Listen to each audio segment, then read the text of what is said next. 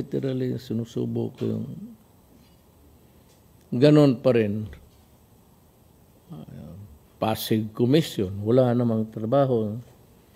Tsaka yung sa FDA.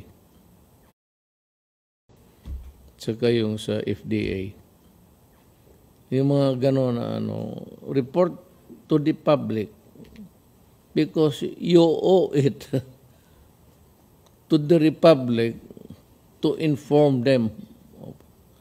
Ako, ang aking hinihingi is simply the truth. If the truth will destroy me, so be it. Huwag kayong mag-isip-isip pa kung ano. If the truth will masisira ako, that's the price of being in public service. But I assure you, it could be something else except money.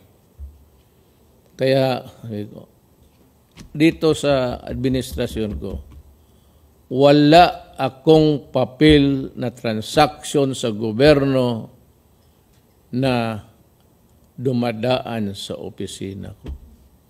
MRT, kung anong plano nila dyan, natapos na lang yan. Walang papel ng negosyo na pinipirmahan ko. Wala.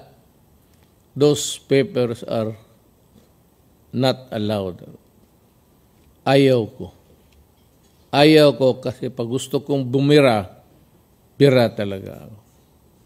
Now, you might not agree with me. I can accept that.